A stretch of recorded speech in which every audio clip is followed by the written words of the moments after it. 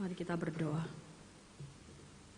Ya Tuhan, ajari kami untuk menghidupi iman percaya kami ya Tuhan. Ajari kami boleh menunjukkan ketaatan kami dan iman kami lewat serangkaian hidup kami. Ketika kami hidup di kondisi seperti ini, di dalam keadaan yang tidak menyenangkan, di dalam tekanan yang semakin hari semakin berat. Ajari kami ya Tuhan, boleh sungguh menghidupi ketaatan kami dan iman kami di hadapan-Mu. Pada hari ini ya Tuhan, kami bersama-sama sebagai jemaat Tuhan beribadah di hadapan-Mu. Kami mencoba ya Tuhan untuk beribadah sebaik mungkin. Di dalam kondisi yang tidak ideal ini, ajari kami boleh memberikan, menunjukkan sikap yang seideal mungkin di tengah-tengah kondisi ketidakidealan ini. Sehingga ibadah kami tetap menjadi ibadah yang mempersembahkan yang terbaik bagi Engkau. Tetap menjadi persembahan kami yang utuh di hadapan-Mu ya Tuhan. Bagaimana kerinduan kami bersekutu dengan Engkau. Biarlah Tuhan yang menolong, baik setiap kami yang hadir di dalam gereja-Mu hari ini, maupun jemaat Tuhan yang menikmati ibadah, beribadah bersama di rumah-rumah. Ya Tuhan, ajari kami boleh mengambil waktu duduk diam di kaki Tuhan. Dengarkan isi hati Tuhan bagi setiap kami. Sebab ya Tuhan, jikalau kami harus berjalan dengan kaki kami sendiri, kami tidak mampu. Tanpa-Mu kami tidak mampu ya Tuhan. Untuk itu kami sungguh berdoa, biarlah firman Tuhan hari ini boleh menjadi kekuatan bagi kami untuk boleh menapaki hari depan. Dengan sebuah kesadaran bahwa ada Allah yang hadir di tengah-tengah kami. Bahwa ada Allah yang hadir dalam hidup kami. Bahwa ada Allah yang ikut campur di dalam kondisi saat ini. Ajari kami ya Tuhan, boleh mengambil waktu terbaik duduk mendengarkan firman-Mu. Tuhan tolong setiap kami, begitu juga dengan jemaat Tuhan ada di rumah.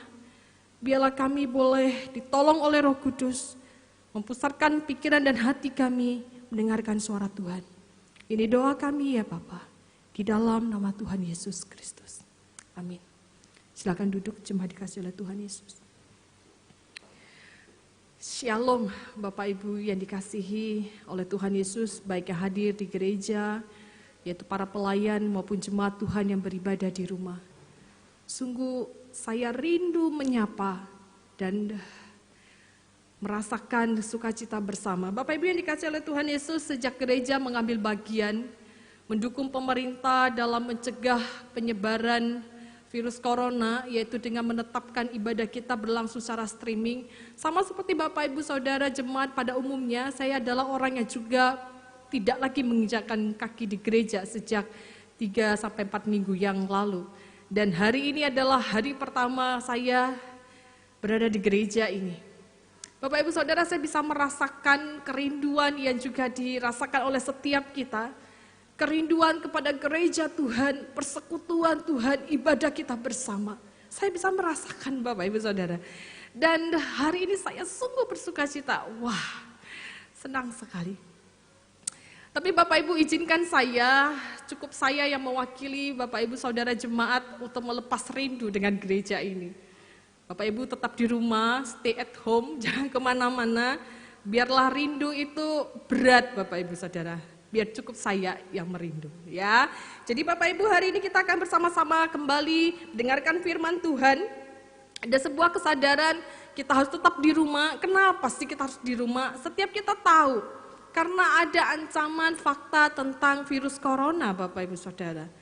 Bapak Ibu, virus ini menjadi berita yang sudah tidak asing bagi setiap kita.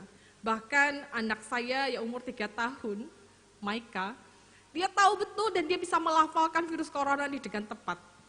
Bahkan kalau malam dia doa, dia bisa mengucapkan doa, Tuhan Yesus berkati corona cepat pergi.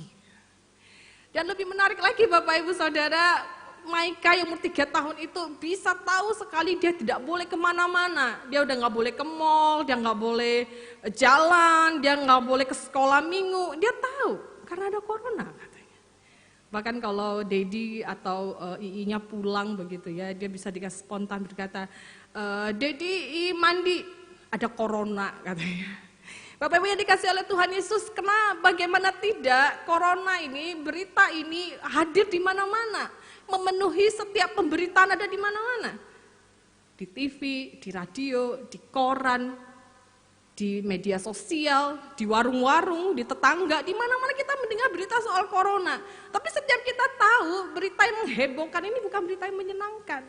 Ini berita yang begitu menggelisahkan, begitu memunculkan kekhawatiran, bukan berita yang kita nanti-nantikan, bukan berita yang mendatangkan sukacita, tidak. Ini berita yang memang benar-benar membuat kegelisahan tersendiri bagi kita, bahkan efek daripada virus ini, virus corona ini, wabah ini, bukan cuma efek emosi, kita merasa takut, kita merasa gelisah, kita merasa panik, bukan cuma itu. Kita tahu sekali ini berefek kepada banyak hal dalam hidup kita hari ini. Banyak di antara kita yang kehilangan mata pencaharian dalam kondisi ini. Banyak di antara kita yang hari ini juga karena wabah ini harus diberhentikan dari pekerjaan. Harus di PHK, harus dirumahkan. Banyak di antara kita jemaat Tuhan yang usahanya juga harus tutup. Atau setidaknya menjadi sepi dan berbeda sekali dengan sebelumnya. Dan mungkin Bapak Ibu Saudara ada di antara kita yang hari ini juga sedang bergumul dengan mau makan apa esok. Mungkin di antara kita juga sedang banyak berpikir mau dapat uang dari mana untuk menggaji karyawan. Bagaimana untuk memberikan THR. Ada begitu banyak sekali tekanan yang muncul akibat wabah ini. Bapak Ibu Saudara, kondisi ini membuat kita sering sekali bertanya kepada Tuhan, Tuhan apa yang kau kehendaki dari ini semua? Bahkan mungkin tidak jarang di antara kita bertanya, Tuhan engkau di mana? Dalam kondisi yang begitu menekan, di dalam wabah yang seperti ini, Tuhan engkau di mana? Sungguhkah Tuhan itu ada? Sungguhkah Tuhan itu hidup dan bangkit seperti kita rayakan minggu lalu? Sungguhkah Tuhan berkuasa? Kalau iya, kenapa Tuhan gak muncul di sini?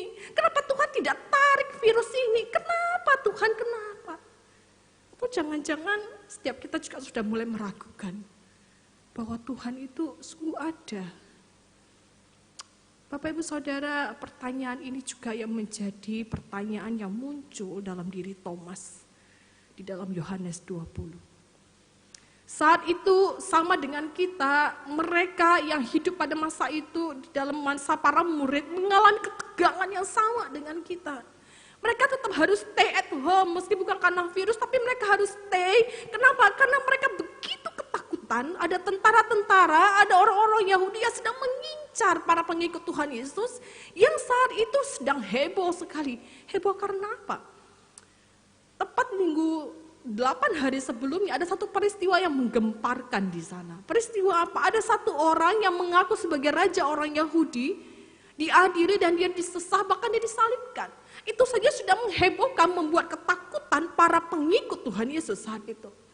Tiba-tiba 8 hari yang lalu, hari Minggu yaitu hari Paskah, dikejutkan dengan satu berita yang jauh lebih mengagetkan lagi. Ada seorang wanita namanya Maria Magdalena, seperti dicatat dalam Injil Yohanes, memberikan informasi bahwa kubur Yesus kosong. Kubur mayat Tuhan Yesus itu hilang. Ini berita yang tidak seperti kita hari ini dengarkan Bapak Ibu Saudara. Kalau hari ini kita mendengar memperingati hari kebangkitan Tuhan Yesus, kita memperingati dengan sukacita, bukan? Tapi pada jemaat Tuhan pada saat itu, bagi para murid, tidak seperti itu. Mereka diliputi perasaan ketakutan, mereka diliputi oleh perasaan gelisah, mereka diliputi oleh begitu banyak pertanyaan, loh kenapa? Bahkan mereka dicatat dengan begitu jelas. Memilih berkumpul di satu tempat, mereka mengunci diri. Ketakutan itu ada satu berita yang menjadi tragedi bagi mereka. Dalam kondisi itu, Thomas mendengar kabar, kami telah melihat Tuhan Yesus.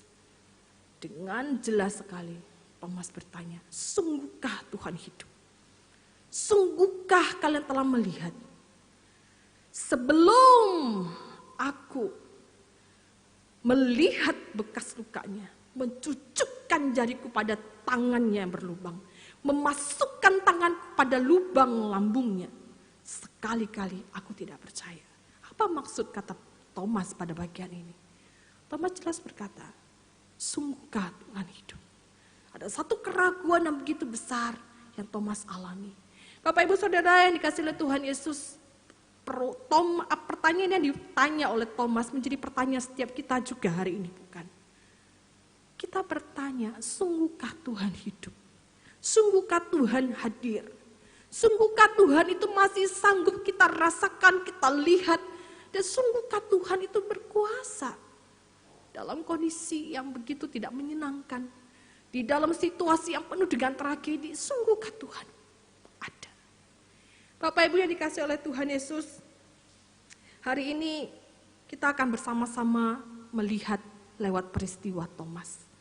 Peristiwa Thomas ketika ia berhadap-hadapan dengan Tuhan Yesus akan menolong kita untuk boleh kembali melihat, sungguhkah Tuhan hadir tengah-tengah kita?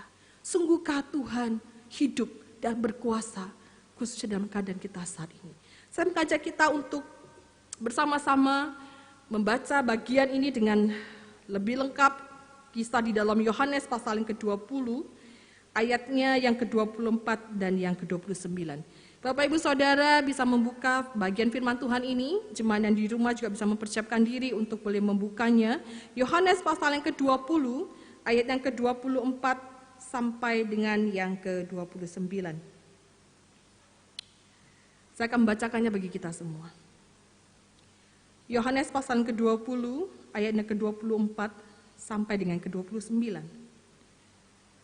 Tetapi Thomas, seorang dari ke-12 murid itu, yang disebut Didimus, tidak ada bersama-sama mereka ketika Yesus datang ke situ.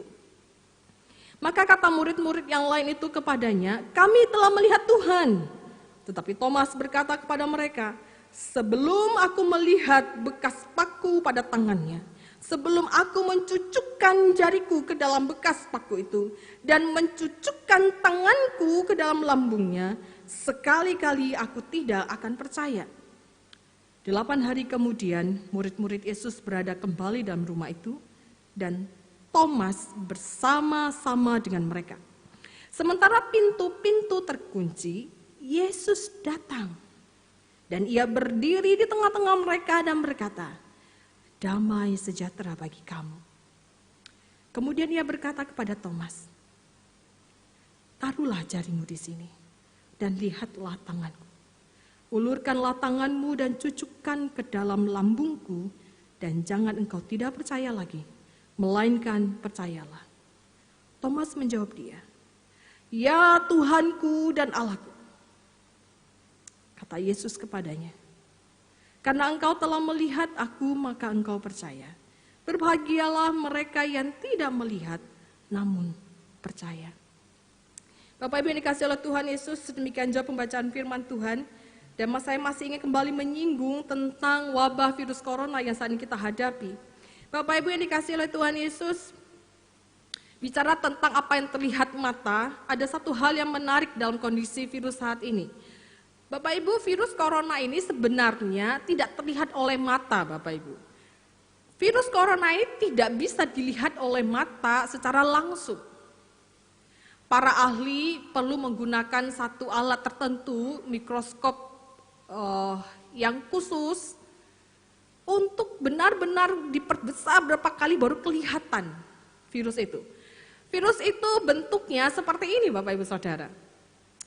Kalau lihat dari mikroskop elektron transmisi itu, virus ini kelihatan bulat dengan ada mahkota paku di sekelilingnya. Bapak Ibu, virus ini sekali lagi hanya terlihat oleh para ahli yang menggunakan alat tertentu, proses tertentu. Tidak bisa dilihat oleh mata seperti orang biasanya. Oleh karena itu cukup dimaklumi jikalau hari ini kita masih bisa ketemu dengan orang-orang yang santai menghadapi virus ini, Bapak Ibu Saudara. Masih ada orang yang ngumpul-ngumpul, nongki-nongki di kafe. Ada virus nggak kelihatan tuh, nggak kerasa tuh, nggak menakutkan kok, nggak ada kelihatan soalnya. Bapak Ibu, tidak heran sampai ada beberapa pihak yang mencoba untuk memvisualisasikan virus ini, Bapak Ibu Saudara. Contohnya adalah kepolisian di India. Mereka mencoba untuk menakuti para warganya, untuk memperlihatkan betapa bahayanya virus ini sebagai sebuah peringatan untuk tidak bisa sekedar santai. Mereka menggunakan helm dalam bentuk seperti virus corona, Bapak Ibu Saudara. Maksudnya apa? Supaya orang makin jelas, makin kelihatan, itu begitu mengerikan. Perlu satu visualisasi. Bapak Ibu Saudara, kepolisian Banjarbaru tidak mau ketinggalan. Saya ketemu berita ini, wah ternyata ini Banjarbaru ini. Polisi Banjarbaru juga menggunakan helm corona, Bapak Ibu Saudara. Bapak Ibu, kalau lihat dari kondisi ini, apa yang kita pelajari? Setidaknya setiap kita sepakat dan setuju bahwa setiap kita itu membutuhkan visualisasi. Bagi kita itu apa yang terlihat, apa yang nampak itu menjadi poin yang baik. Bahkan dengan ada penampakan, dengan ada gambaran, ada visualisasi, setiap kita bisa lebih mendapatkan informasi, lebih bisa tahu keadaan dan kondisi, bahkan ada yang membahayakan jadi kelihatan. Bapak Ibu, oleh karena itu sebenarnya setiap kita itu melihat, wajar kalau kita melihat, menuntut apa yang terlihat. Bapak Ibu, inilah bagi saya untuk menggambarkan apa yang terjadi dengan Thomas. Kalau kita perlu visualisasi tentang hal-hal yang di sekitar kita hari ini, terlebih lagi ketika kita bertemu dengan kisah Thomas, bukan? Ketika Thomas menuntut apa yang terlihat, itu sebenarnya merupakan hal yang masih masuk akal. Merupakan hal yang masih wajar dan masih lumrah. Karena kenapa? Pada naturnya kita manusia, kita membutuhkan apa yang terlihat. Semakin terlihat, semakin meyakinkan. Dan itulah yang terjadi Bapak Ibu Saudara dengan apa yang Thomas ingin katakan. Sehingga kalau bagi saya sangat tidak adil kalau kita kemudian memandang Thomas sebagai pribadi yang begitu tercela, yang begitu rendah dan begitu negatif. Kenapa? Karena ia menuntut satu penampakan, satu hal yang terlihat, pembuktian yang terlihat daripada kebangkitan Tuhan Yesus. Bagi saya tidak adil. Sebab kenapa? Toh kita biasanya juga masih terus menuntut apa yang terlihat, bukan? Oleh karena itu, bagi saya, mari kita berhenti untuk tidak serta-merta memandang negatif apa yang Thomas lakukan di dalam Yohanes 20 ini. Seolah-olah kita berkata, jangan beriman seperti Thomas, janganlah engkau seperti Thomas, seolah-olah dia adalah peran antagonis yang kita hindar-hindari. Tidak Bapak Ibu Saudara, bagi saya setiap kita bisa dalam kondisi yang sama, kita menuntut apa yang terlihat. Kalau begitu pertanyaannya, apa makna Yohanes mencatat kisah ini? Jikalau itu bukan sebuah ironi untuk menjelaskan hal yang negatif, hal yang jangan terjadi seperti itu, lantas apa maksud Yohanes mencatat bagian ini? Bapak Ibu Saudara, bagi saya, bagian ini saya condong menyebutnya sebagai peristiwa proses iman dan bukan iman yang meragukan. Bagi saya, peristiwa Thomas yang menuntut bukti daripada kebangkitan Tuhan Yesus, itu lebih kepada sebuah proses iman dan bukan iman yang meragukan. Kalau begitu, apa yang sebenarnya disebut dengan proses? Bagaimana proses itu terjadi? Bapak Ibu, saya membagi kisah Thomas ini dalam 3 kondisi. Kondisi yang pertama adalah kondisi di mana Thomas berhadapan dengan para murid. Kondisi yang pertama ini jelas Thomas memperlihatkan ia menolak percaya. Jadi hari itu dijelaskan dengan begitu rinci, tepat hari ke-8. Jadi kalau kira-kira dibayangkan itu bisa jadi 8 hari setelah kebangkitan Tuhan Yesus. Ya kurang lebih dengan kita hari ini. 8 hari setelah kita merayakan Paskah. Hari itu para murid jelas sekali memberitakan kabar kepada Thomas sebelumnya. Jadi ketika hari Minggu Tuhan Yesus bangkit, Maria Magdalena mendapatkan penglihatan, melihat Tuhan Yesus bangkit, kemudian ia mengabarkan kepada murid-murid. Nah, ketika mereka di minggu lalu, tepat minggu lalunya, para murid mendapat kabar dari Maria Magdalena, Tuhan hadir di situ. Itu kisah dicatat dalam ayat yang ke-19. Tuhan hadir menampakkan diri kepada para murid. Dan kondisinya sama, para murid berkumpul satu tempat, pintunya terkunci, Tuhan Yesus hadir memberikan salam. Tetapi hari itu Thomas tidak hadir. Thomas dicatat sebagai satu-satunya murid yang tidak hadir di situ di antara ke-12 rasul. Ini bagian yang sangat unik sekali. Injil Yohanes itu hanya menggunakan 2 kali. Salah satu dari ke-12 murid. Itu sekali dikenakan pada Yudas dan sekali kepada Thomas. Dikatakan dengan begitu jelas, ketika minggu lalu para murid berjumpa dengan Tuhan Yesus menampakkan dirinya, Thomas tidak hadir. Dan tibalah 8 hari kemudian, peristiwa ini mencatat dengan begitu jelas. Kondisi yang pertama, ketika para murid bertemu dengan Thomas, mereka menceritakan, Thomas, kami telah melihat Tuhan. Di dalam serangkaian 1 minggu itu sebelum hari ke-8, Thomas bertemu dengan murid dan mungkin mereka mencoba berulang-ulang kali meyakinkan Thomas, kami sungguh melihat Tuhan, kami sungguh melihat Tuhan. Thomas berkata, sebelum aku melihat bekas luka itu, sebelum aku mencucukkan jariku ke lubang paku, sebelum aku mencucukkan tanganku ke lambungnya, sekali aku tidak percaya. Bapak Ibu Saudara, ketika saya membaca bagian ini, saya menarik sekali mendapati bahwa sebenarnya kalau kita perhatikan baik-baik, para murid tidak lebih baik daripada Thomas. Apa maksudnya lebih baik? Kalau kita perhatikan, besar kemungkinan para murid itu juga pada dasarnya tidak percaya kepada Tuhan Yesus. Pada dasarnya para murid juga tidak percaya bahwa Tuhan Yesus itu benar-benar bangkit. Apa yang menjadi bukti? Kira-kira Bapak Ibu saya bisa mendaftarkan yang pertama. Para murid tidak lebih baik daripada Thomas, mereka juga adalah orang-orang yang tadinya tidak percaya kepada kebangkitan. Kenapa? Karena yang pertama alasannya, berita kebangkitan pertama kali itu datang dari siapa? Dari seorang perempuan, Maria Magdalena. Pada abad itu, tradisi pada masa itu, pengakuan atau kesaksian wanita itu dianggap tidak dapat dipercaya. Maka pengadilan, jadi ada catatan peraturan di kesaksian di dalam pengadilan. Salah satunya ada poin ini, kesaksian dari wanita tidak dapat diterima, ditolak begitu. Kenapa? Karena memang pada saat itu tradisi itu menceritakan apa yang wanita katakan itu tidak terlalu bermutu. Sehingga memang besar kemungkinan para murid juga mengalami ketidakpercayaan seperti Thomas.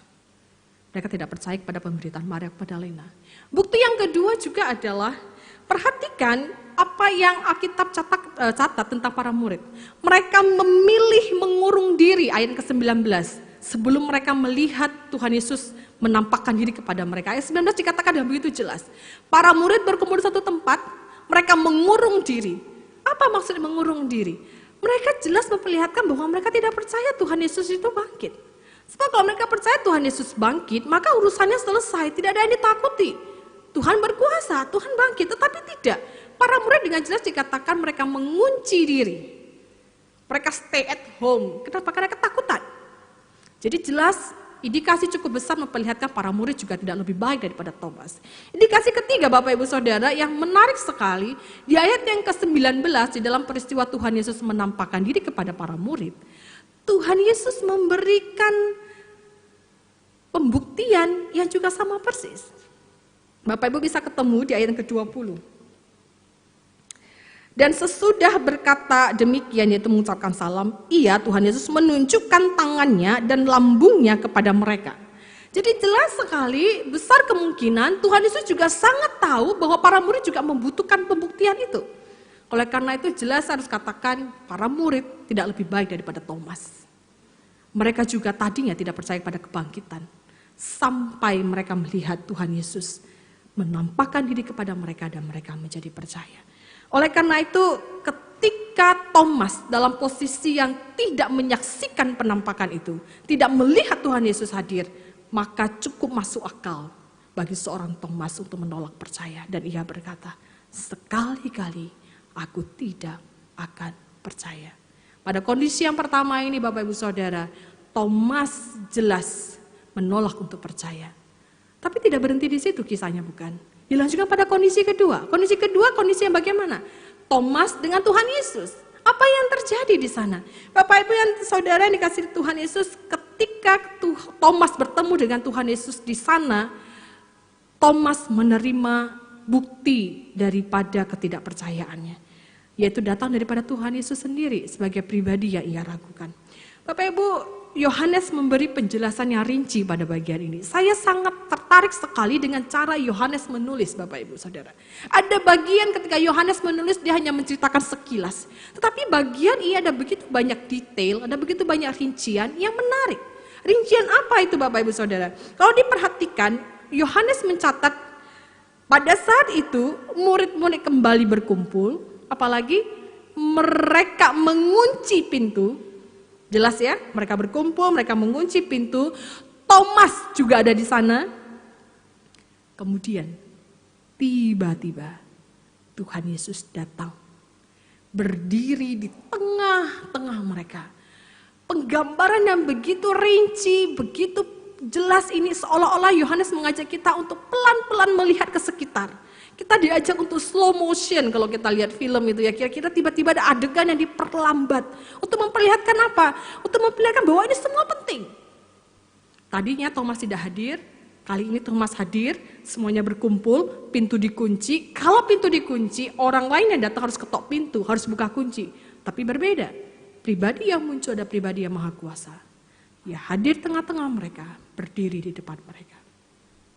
Bapak Ibu Saudara, yang menariknya bagi saya adalah Tuhan Yesus kembali mengucapkan salam damai sejahtera. Salam ini benar-benar menjadi salam yang bagi saya sangat berarti. Kenapa? Karena mereka menghadapi 8 hari yang penuh dengan kebingungan, kegelisahan. Tuhan Yesus menampakkan diri kepada mereka, kemudian kubur kosong, mereka ditekan oleh para tentara, mereka ditekan oleh orang Yahudi. Siapa yang mencuri mayat Tuhan Yesus? Mereka di dalam tekan tidak menyenangkan. Mereka harus mengunci diri, mereka lockdown diri sendiri. Kemudian tiba-tiba Tuhan Yesus datang memberikan kabar, Shalom, damai sejahtera bagi kamu. Bapak Ibu Saudara, kira-kira kabar ini seperti kita yang hari ini di tengah-tengah ketakutan pandemi virus corona. Kemudian tiba-tiba kita dapat kabar resmi disiarkan oleh WHO, oleh pemerintah Indonesia, oleh pemerintah daerah. Telah ditemukan virus untuk membunuh virus corona. Wah, itu akan memberikan sukacita begitu menyenangkan, bukan? Itu menjadi kabar angin sejuk yang lega sekali. Damai sejahtera bagi kamu. Bapak Ibu Saudara, itu yang terjadi dengan para murid saat itu. Di tengah-tengah ketakutan mereka, Tuhan hadir menyapa mereka dengan damai sejahtera bagi kamu. Bapak Ibu yang dikasihi oleh Tuhan Yesus, menariknya, kembali seperti apa yang saya katakan di semula, jikalau apa yang Thomas lakukan adalah hal yang fatal, hal yang negatif, hal yang tidak seharusnya terjadi, saya bisa membayangkan, setelah mengucapkan salam damai, Tuhan Yesus akan bagaimana? Ya akan menegur Thomas. Bukankah Tuhan Yesus dikatakan beberapa kali dalam Injil yang lain di dalam Matius pasal 14 misalnya, Tuhan Yesus bisa menegur para murid yang tidak percaya, bukan? Ketika Petrus harus berjalan di atas air dan ia kemudian bimbang dan ia jatuh, apa yang Tuhan Yesus katakan? Hai engkau yang kurang percaya. Kalau Thomas benar melakukan kesalahan fatal, benar ia meragukan Tuhan Yesus di dalam porsi yang begitu tidak seharusnya, maka saya bisa membayangkan setelah ucapan shalom ini, maka Tuhan akan menegur Thomas. Tapi yang terjadi apa? Tidak, Bapak Ibu Saudara. Tuhan Yesus berkata apa? Lihatlah, taruhlah tanganmu di tanganku. Taruhlah jarimu di tanganku, taruhlah tanganmu di lambungku. Apa maksud Tuhan Yesus mengatakan ini? Bagi saya ini jelas sebuah ajakan. Sebuah pengertian, Tuhan tahu, Tuhan mengerti sekali apa yang Thomas butuhkan. Thomas perlu sendiri melihat apa yang harus ia percaya. Dan Tuhan mengerti itu, Tuhan menawarkan. Lihatlah, taruhlah jarimu di tanganku. Meski Tuhan Yesus mengucapkan kalimat terakhir, jangan tidak percaya lagi, melainkan percayalah. Bagi saya ini bukan teguran Bapak Ibu Saudara. Tapi ini adalah sebuah pengertian, sebuah ajakan untuk ayo berproses, lanjutkan proses itu. Jangan tidak percaya lagi, melainkan percaya. Tuhan Yesus sangat mengerti apa yang menjadi kebutuhan Thomas, bahwa ia perlu untuk membuktikan sendiri apa yang menjadi iman percayanya. Dan bagi saya ini adalah poin yang baik sekali Bapak Ibu Saudara. Sama seperti kalau kita hari ini mendengar anekdot tentang orang buta yang menyanyi lagu. Bintang kecil di langit yang biru, katanya amat banyak. Menghias angkasa, katanya, kenapa? Dia nggak melihat. Oleh karena itu Tuhan jelas ingin menjawab apa yang Thomas butuhkan. Tuhan bangkit, katanya enggak. Tuhan ingin koreksi itu semua. Kamu harus punya pengalamanmu sendiri, membuktikan Kristus yang bangkit. Itu menjadi poin yang Tuhan catat. Di kondisi yang kedua, Thomas menerima bukti percayanya. Di kondisi yang terakhir, kondisi Thomas dengan dirinya sendiri. Apa yang terjadi Bapak Ibu Saudara? Menariknya adalah ketika Tuhan setelah mengatakan, lihatlah, taruhlah jarimu ke tanganku, langsung Thomas berkata, ya Allahku dan Tuhanku. Apa yang dimaksudkan pada bagian ini? Bapak Ibu Saudara, ketika Thomas berkata, ya Allahku dan Tuhanku, ini memberikan satu indikasi tertentu. Maksudnya apa? Kalau kita lihat penafsiran pada abad-abad awal, mereka menafsirkan ada bagian yang diputus pada bagian ini. Setelah Tuhan Yesus menawarkan tangannya untuk dicucuk oleh Thomas, ada bagian yang seolah-olah Yohanes tidak catat. Yaitu apa? Thomas memasukkan tangannya. Oleh karena itu pada penafsiran abad-abad awal, mereka menyetujui bahwa ada adegan di mana Thomas mengulurkan tangannya, menerima tawaran Tuhan untuk menyentuh bekas lukanya, menyentuh lambungnya. Itu yang diadopsi oleh para pelukis pada abad-abad awal, seperti yang ditemukan di dalam karya-karya lukisan pada saat itu. Jadi Thomas jelas sekali memperlihatkan bagaimana dirinya mencoba untuk memasukkan tangannya ke bekas luka itu. Mungkin operator bisa membantu memperlihatkan bekas luka yang digambarkan oleh para pelukis abad pertama. Ia memasukkan tangannya. Bapak Ibu Saudara, ini yang dipercaya pada masa itu. Ketika menafsirkan bagian ini, Thomas tampaknya menerima tawaran itu, memasukkan tangannya ke lambung daripada Tuhan Yesus. Bapak Ibu dikasih oleh Tuhan Yesus, tapi kalau kita mau coba tetap setia kepada teks, kita mau tetap mengikuti penulisan Yohanes, maka kita tidak boleh meragukan ada bagian yang dihapus. Apalagi dengan kondisi keunikan daripada Rasul Yohanes mencatat. Yohanes mencatat Injilnya dengan penekanan tertentu. Ada detail-detail yang ia tekankan. Sehingga kalau ada bagian penting rasanya nggak masuk akal, ada yang terhilang. Jadi kalau kita mau setia pada teks, maka sebenarnya yang terjadi ketika Tuhan menawarkan tangannya, Thomas langsung berkata, ya Tuhanku dan Allahku. Thomas tidak ada indikasi benar-benar memasukkan tangannya ke bekas luka itu. Apa yang kita bisa pahami dari bagian ini? Thomas tahu jelas bahwa ia cukup dengan melihat Tuhan, itu sudah melampaui segala yang ia butuhkan. Dan ketika Tuhan menampakkan dirinya kepada Thomas secara pribadi, di saat itu bagi Thomas tidak ada kompromi. Ia langsung berkata, ya Allahku dan Tuhanku. Bapak Ibu Saudara, perkataan ini begitu berarti sekali. Di dalam Injil ini dicatat, keilahian Tuhan Yesus itu jelas diragukan. Sehingga ketika Thomas kemudian menjadi kisah yang terakhir dicatat di dalam perjalanan Injil ini, jelas ia mengatakan apa? Mengakui keilahian Tuhan Yesus. Ya Allahku, ya dia adalah yang berkuasa, dia adalah pribadi ilahi, dan itu dicatat dengan begitu jelas. Dan ia bukan hanya menyebut, ya Tuhan Yesus engkau adalah Allah, tidak. Allahku, apa arti kataku ketika ia menyebut Allah? Ini jelas sekali Thomas ingin mengatakan, kini engkau menjadi Allah atas hidupku.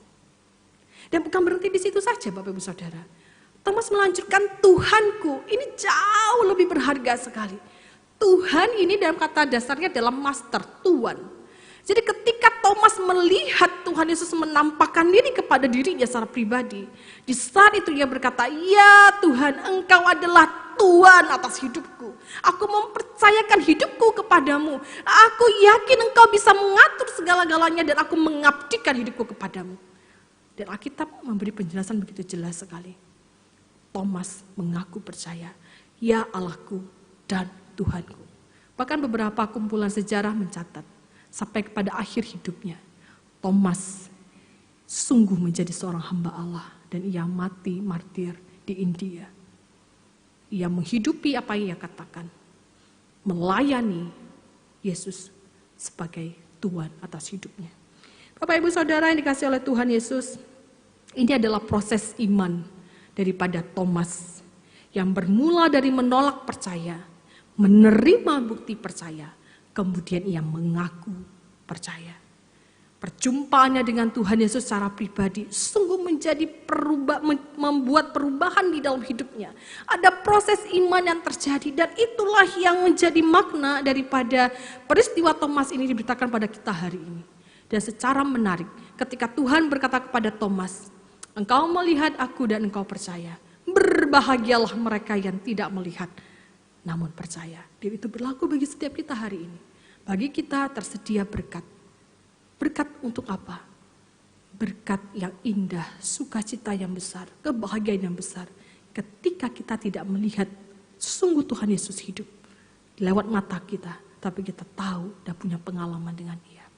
Bapak Ibu yang dikasihi oleh Tuhan Yesus, mempunyai pengakuan iman secara pribadi itu adalah puncak daripada proses iman daripada Thomas.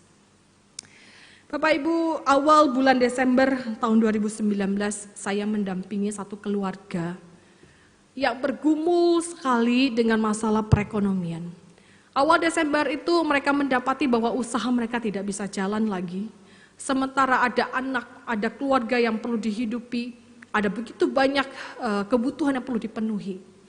Saya masih bisa membayangkan masa-masa itu keluarga ini dalam tekanan begitu besar, malah kepala keluarga juga dalam tekanan yang begitu besar sekali sampai satu titik sudah kelihatan tidak bisa ngapa-ngapain.